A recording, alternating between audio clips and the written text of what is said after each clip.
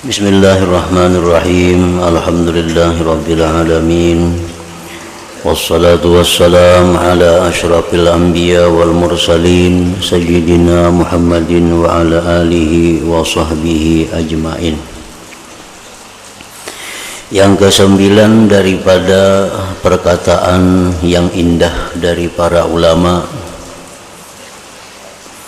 berkata Bishr bin Harits rahimahullah ta'ala, Allah ta'ala telah mewahyukan kepada Nabi Daud alaihi salam, wahai Daud, jangan engkau jadikan antara aku dan kamu seorang yang alim yang dapat menipu engkau. Nanti ia akan menghalangi engkau daripada jalan kecintaanku. Orang alim yang demikian itu adalah perampok di tengah jalan hamba-hambaku. Ini firman wahyu dari Allah Subhanahu wa ta'ala yang ditujukan kepada Nabi Daud secara khusus, namun yang dimaksud adalah secara umum, artinya bukan hanya Nabi Daud yang dikhitab oleh Allah.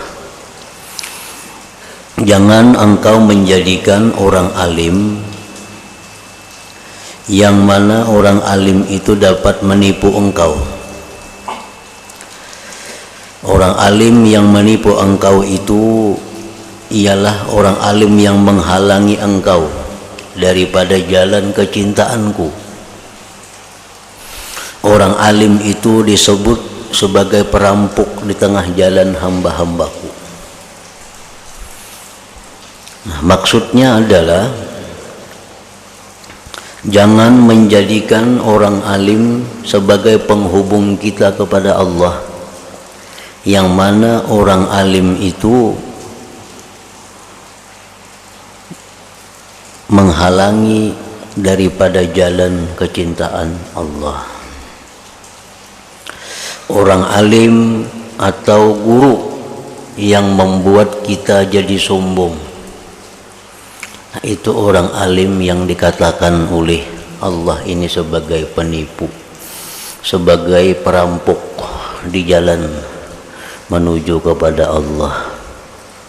Orang alim yang membuat kita menjadi sombong, artinya dulu kita biasa-biasa, setelah mengaji lawan si jin itu jadi sombong.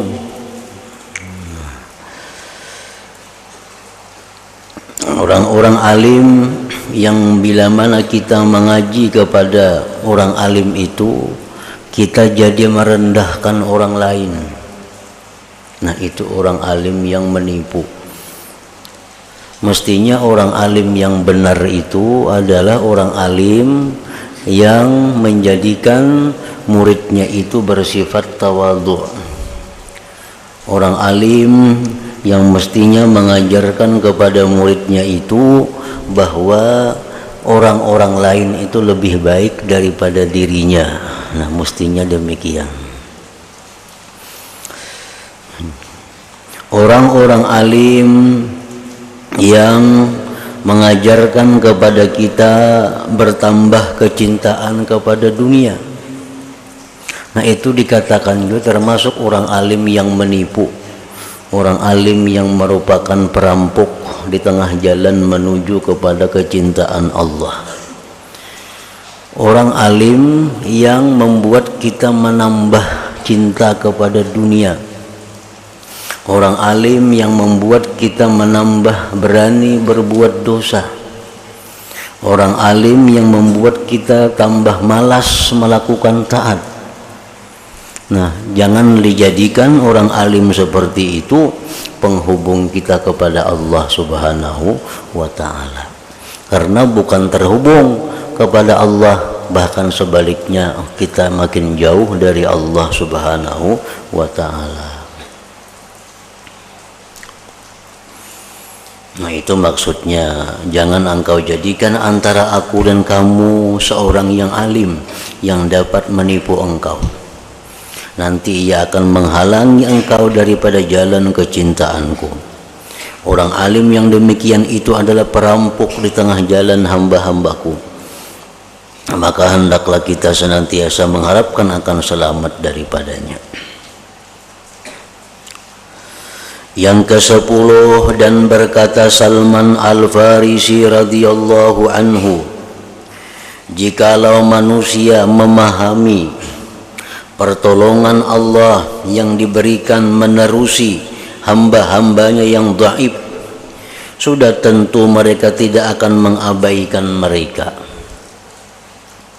Artinya Allah Ta'ala itu sangat menyayangi kepada orang-orang yang lemah, seperti yatim, janda miskin, apalagi orang-orang cacat, orang-orang yang lemah, itu sangat disayangi oleh Allah. Nah, andai kata mereka manusia mengetahui bahwa Allah Ta'ala itu sangat sayang kepada mereka, maka manusia tentu tidak akan mengabaikan mereka itu.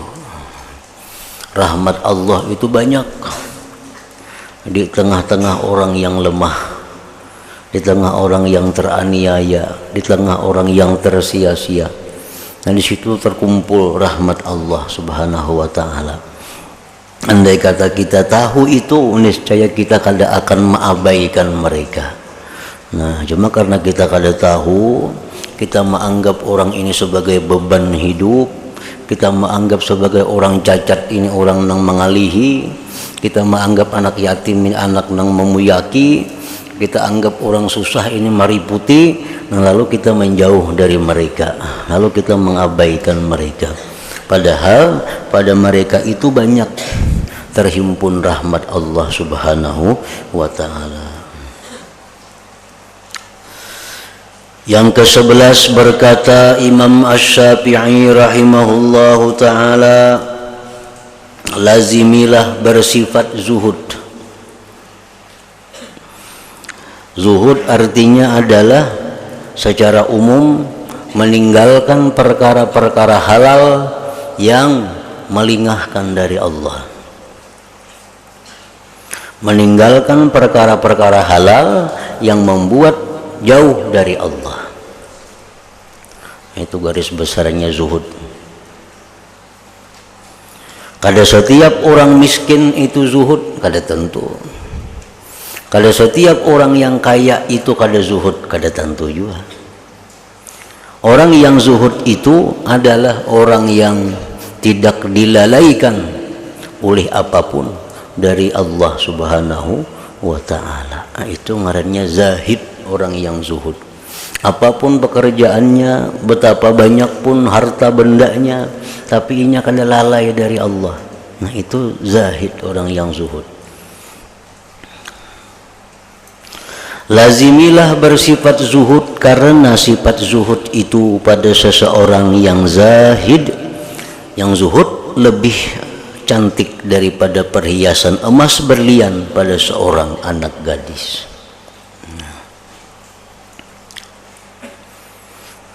Kalau wara itu meninggalkan yang haram.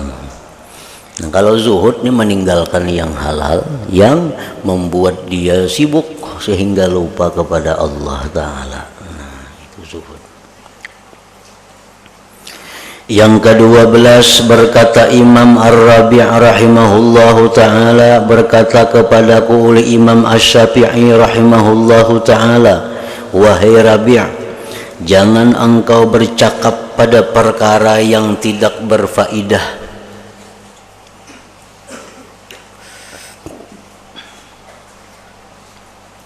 Di antara 5 jenis ucapan hanya ada 2 yang baik.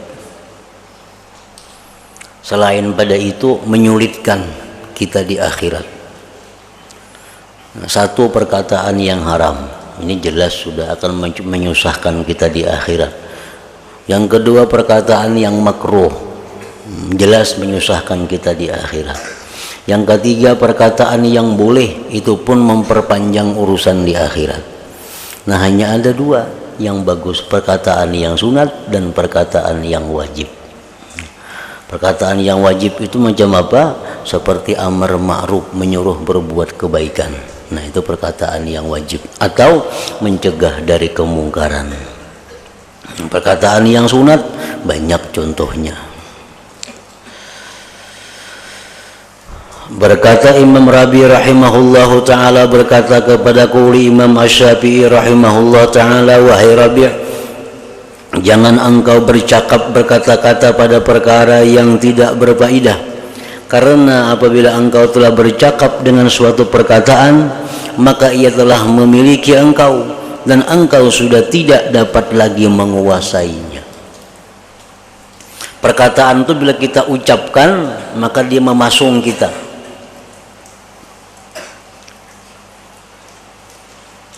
Perkataan itu bila sudah kita keluarkan, itu memasung kita. Bila belum kita keluarkan, itu masih kita bisa menguasainya. Perkataan. Contohnya, kita berkata-kata, jadi kita kena aku isuk hendak ke rumah hikam. Nah, kata-kata kita isuk kena hendak ke rumah hikam. Nah, kita sudah terpasung dengan kata-kata itu. Sudah terpasung, terikat. Dan kita kada kau lagi mengembalikan perkataan itu. Nah, jadi artinya bercakap dengan suatu perkataan, maka ia telah memiliki engkau, menguasai engkau, memasung engkau, dan engkau sudah tidak dapat lagi menguasainya. Ke-13 berkata Imam Al-Muzani rahimahullahu ta'ala, aku pernah mendengar Imam Asy-Syafi'i berkata, tidak ada seseorang jua pun kecuali ada baginya peminat dan pembenci.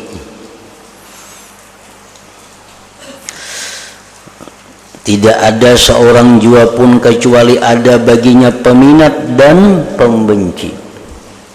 Artinya setiap manusia itu, setiap kita ini pasti ada nang katuju dan nang kada katuju. Nah, itu sudah alamiah karena bukan hanya kita, orang nang mulia pada kita, nang lebih hebat daripada kita, pasti ada nang katuju lawan nang kada katuju. Nabi kita sudah orang yang paling sempurna, Nabi orang yang kada ada celak, Nabi manusia yang kada ada aib, tetap aja sih dia ada nang kada katuju, ada nang katuju. Kada mahadang orang kafir, nang kada kafir pun ada nang kada katuju lawan Nabi, ada nang katuju. Mulai beliau Rasulullah SAW membagi harta yang didapat pada peperangan. Nabi bagi hartanya itu kan ada unta, ada macam-macam. Dapat hasil peperangan melawan orang kafir tuh. Dibagi Nabi kepada sahabat-sahabat, kamu dapat sebagian, kamu dapat ini, dapat, padahal sudah ada peraturannya. Nangka ini dapat sekian, bila bakuda dapat sekian bagian, bila unta dapat sekian, bila berjalan aja dapat sekian, sudah ada. Nah, Nabi bagi dengan adil. Ada sahabat yang kada ketuju. Demi Allah, ini pembagian yang tidak adil. Nah, padahal yang membagi itu Nabi sudah. Membagi itu Nabi. Ada aja yang kada ketuju dengan pembagian Nabi, padahal pembagian Nabi itu pembagian Allah Ta'ala ngarannya. Apa yang dibagikan oleh Nabi itu dari Allah sudah, kada dari nafsu sidin. Nah, tetap aja ada yang kada ketuju, tetap aja ada yang madahkan, wah ini kada adil pembagian nih. Nah, apalagi yang kada Nabi maginnya. Orang kafir jangan dikisah lagi, ini sudah kada katuju berdahulu. Orang Islam ini yang sama orang Islam. Nah, jadi setiap orang itu ujar Imam Syafi'i pasti ada nang katuju lawan kita, ada nang kada katuju. sebaik apapun akhlak kita, sepemurah apapun pribadi kita, atap ada nang kada katuju. Atap ada nang kada katuju. Dan itu sudah dijelaskan oleh Allah dalam Al-Quran. Lau anfaqta ma fil ardi jami'an ma allafta baina qulubihim. Wahai Muhammad, jikalau engkau memberikan seluruh yang ada di bumi ini untuk mereka, maka engkau tidak akan bisa menjinakkan hati mereka itu. Artinya diberikan lo semuaan, tetap ada nang kada katuju lawan kita. Kecuali ada baginya peminat dan pembenci. Dan jikalau begitu keadaan setiap orang, maka hendaklah seseorang itu melazimi mereka yang mengerjakan ketaatan kepada Allah Ta'ala. Nah, kalau sudah macam ini jadinya, macam ini sudah ketetapan Allah, setiap orang itu ada yang pembenci, ada yang penyayang, artinya ada yang cinta, ada yang benci lawan kita. Nah, kalau sudah kayak itu, maka lazimilah, artinya jangan dijauhi orang-orang yang taat kepada Allah Ta'ala. Itu aja lagi. Lazimi mereka, artinya jangan pisahi mereka yang mengerjakan ketaatan kepada Allah Ta'ala. Nah, itu aja lagi. Jadi yang penting artinya kita berkata-kata ini yang penting kada bertentangan lawan Allah. Kita berbuat ini yang penting kita kada bertentangan lawan Allah. Kita membangun ini yang penting kada bertentangan dengan Allah. Kita memakai pakaian ini yang penting ada bertentangan lawan Allah. Perkara orang katuju kada katuju itu urusan orang. Yang penting kita hanya menyenangkan Allah. Karena menyenangkan orang kada kawa juga, tetap ada juga yang kada katuju. Nah, jadi bila kita hendak berbuat, nah apa kadang kita gawi, yang kita pikirkan sebutingnya nang dulu. Allah katuju kada, bila katuju, nah Bismillah. Gawi. Amunnya orang katujuan itu syukur lagi, artinya itu tambahan bonus nih tuh. Amun kadada itu pun tetap kita gawi. Yang penting jangan ada hendak menipu orang, jangan hendak membunguli orang, jangan hendak menyusahkan orang, jangan hendak mengecewakan orang. Itu aja niat di hati. Yang penting Allah ketujuh. Masalah ada orang yang sakit hati itu urusan orang. Mun aku yang berbuat ini Allah ketujuh, Rasulullah ketujuh aja. Ada yang sakit hati itu urusannya.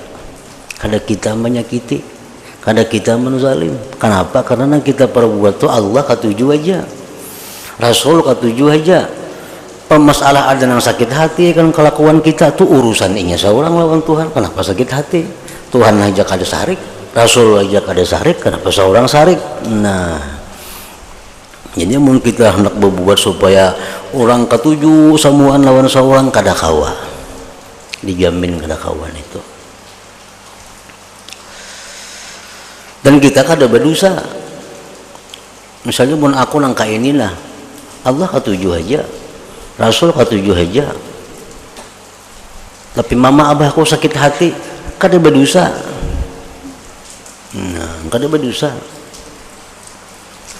Nangku perbuat ni Allah ketujuh, Rasul ketujuh, tapi kuitanku kada mendukung, biar kada berdosa. Nah, contohnya apa? Kita melaksanakan kewajiban. Kita melaksanakan kewajiban. Menuntut ilmu contohnya. Menuntut ilmu ini diridai oleh Allah, diridai oleh Rasulullah. Ilmu nang wajib tentunya, lain ilmu nang kada wajib. Ilmu nang wajib ilmu macam belajar rukun syarat perbuatan-perbuatan, ilmu tentang membersihkan hati dari nang kada baik, ilmu tentang memperhiasi hati dengan sifat nang baik. Itu ilmu nang wajib dipelajari. Nah, bila menuntut ilmu nang wajib ini kada didukung oleh siapapun, kita kada perlu menghiraukan dukungan itu. Nah, kada perlu. Abah ke mama ke menyuruh, kada kawan sembahyang dulu lah, ya mama kain lagi sembahyang, biar ada bapak. Nah, kecuali waktunya masih panjang. Nah, Sama nang kita tuntut misalnya ilmu sunat, nang kita tuntut ini misalnya ilmu nang sunat. Ilmu sunat nang kayak apa? Ilmu masalah tarikh, nah itu sunat. Ilmu nang hal-hal nang kayak itu, ilmu tentang hadis-hadis targhib wa tarhib, nah itu sunat kita tuntut. Nah ini kalau bertentangan lawan kuitan, itu kuitan dimenangkan. Karena taat lawan kuitan itu hukumnya adalah wajib. Tapi kalau menuntut nang ilmu wajib, atau kuitan kalah. Sama naik haji, kalau duitnya cukup, keadaannya mampu, semuaan aman, wajib kita naik haji. Ujar kuitan kan jangan naik haji dulu. Nah kada wajib kita mau urus kuitan. Ini kewajiban lawan Allah, itu mesti disegerakan, mesti diutamakan.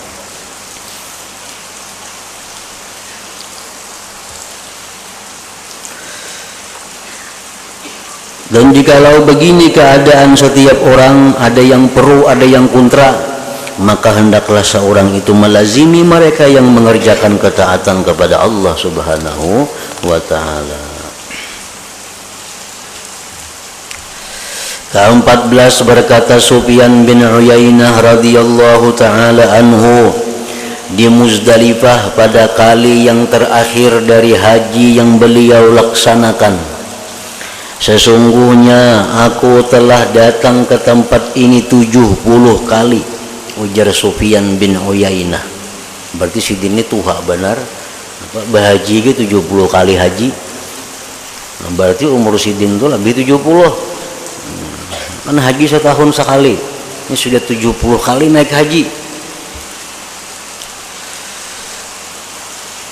Ujar sidin, pada waktu haji yang terakhir itu di Muzdalifah, sidin munajat kepada Allah, sesungguhnya aku telah datang ke tempat ini ya Allah 70 kali, dan setiap kali aku berdoa, ya Allah jangan engkau jadikan berdirinya aku di tempat ini sebagai pertemuan yang terakhir. Dulu sidin tiap tahun berdiri di situ berdoa, ya Allah janganlah engkau jadikan ini tempat terakhir aku berdiri. Kabul, tahun dulu ditolak pulang ke situ. Kita berdoa pulang, ya Allah jangan engkau jadikan ini tempat yang terakhir bagiku. Kabul pulang, isuk naik haji, tahun dulu naik haji pulang kayaknya. Nah, sampai 70 kali.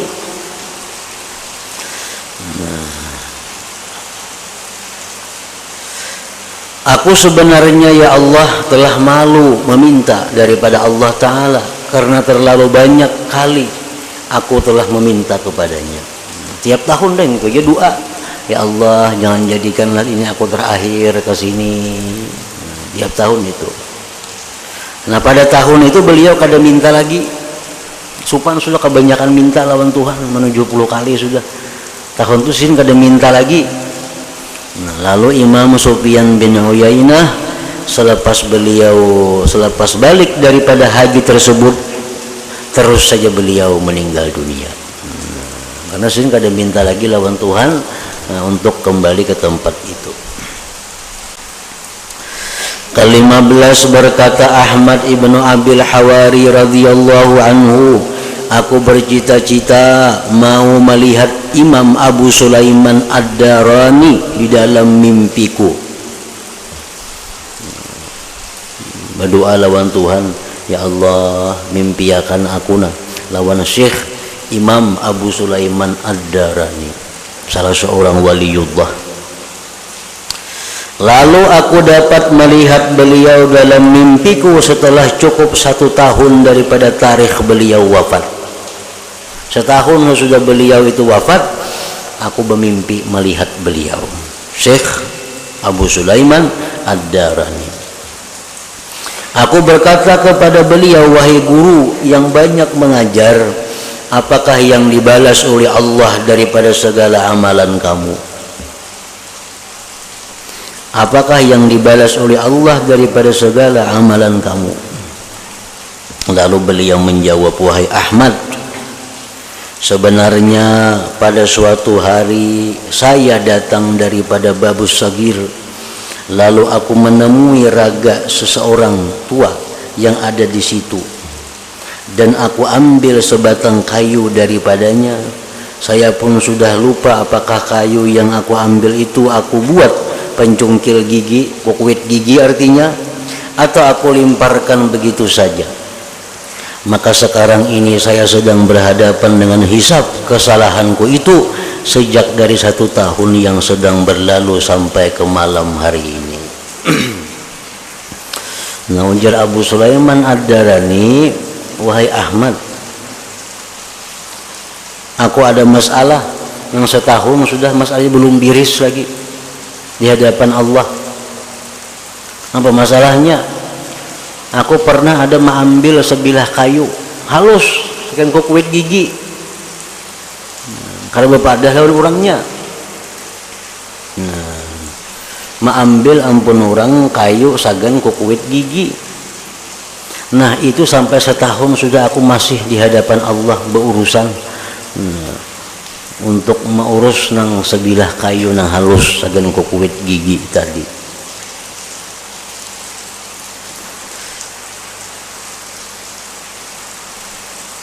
Nah, maka alangkah hebatnya kisah ini.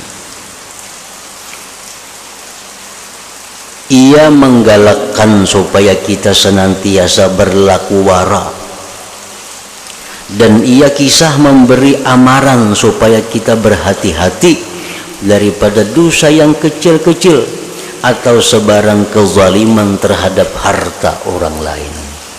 Jangankan harta orang lain yang sabigi wadai, jangankan harta orang lain yang 10.000 duit, kita mengambil sebilah kurik api aja lawan orang kada seizin orangnya, itu bertahun-tahun urusan kita di hadapan Allah Subhanahu wa taala untuk menyelesaikannya itu.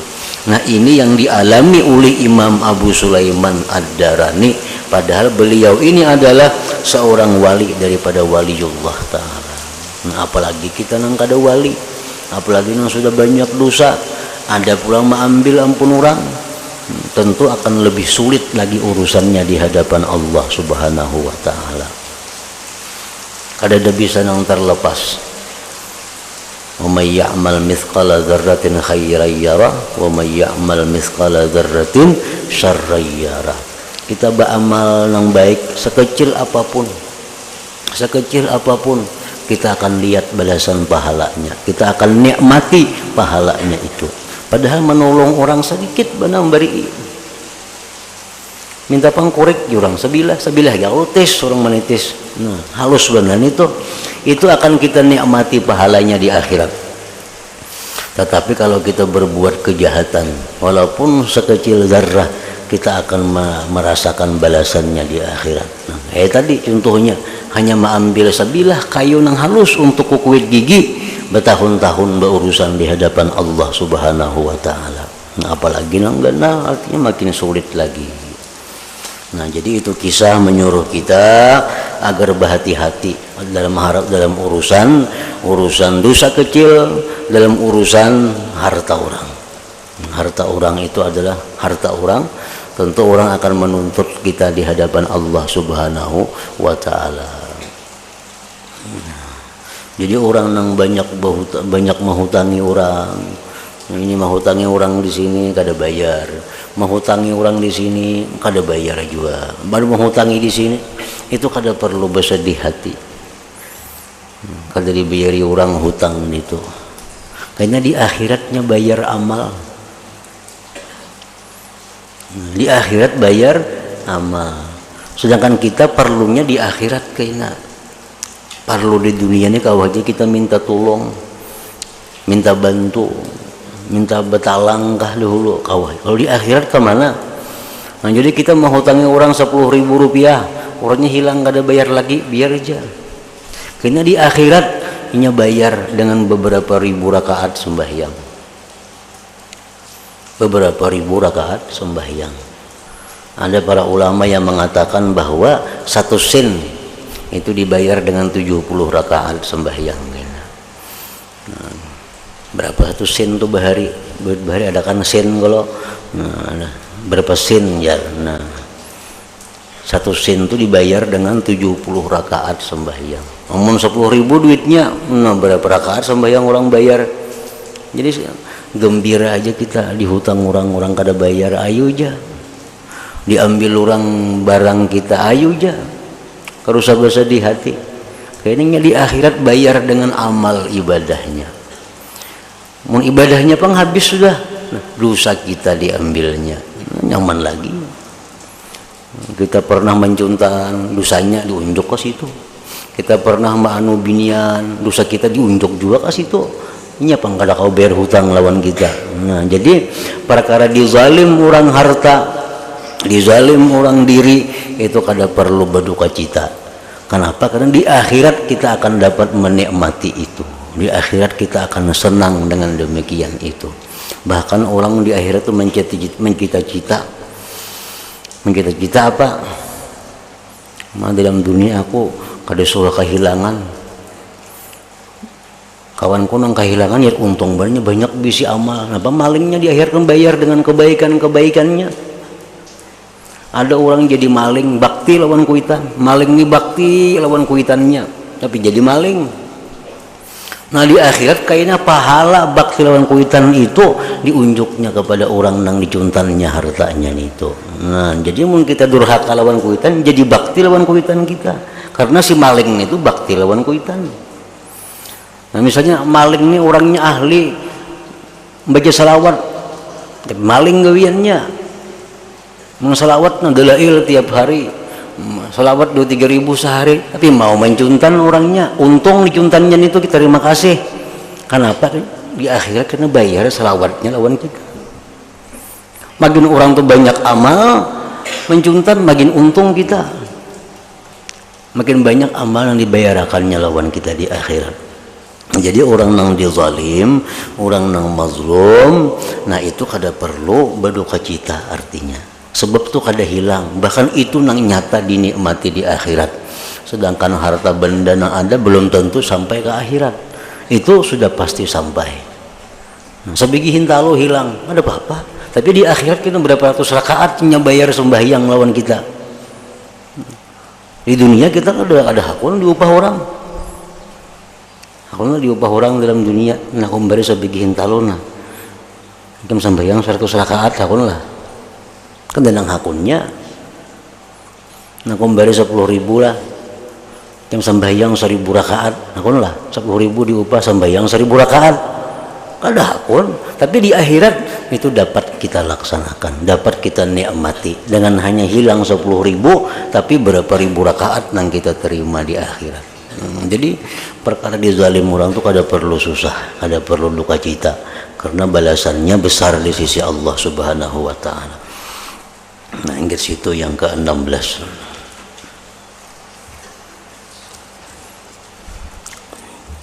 Ila hadratin Nabi sallallahu alaihi wasallam al-Fatihah.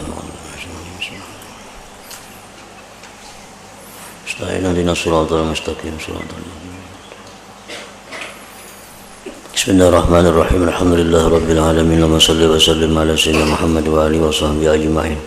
اللهم اغفر لنا ما أخطأنا وما تعمدنا وما أسررنا وما أعلنا وما أسرفنا وما أنت أعلم به منا أنت المقدم وأنت المؤخر لا إله إلا أنت اللهم انفعنا بما علمتنا وعلمنا ما ينفعنا وزدنا فهما وعلما وعملا وهدى وتوفيقا برحمتك يا أرحم الراحمين صلى الله عليه وسلم محمد وآله وسلم الحمد لله.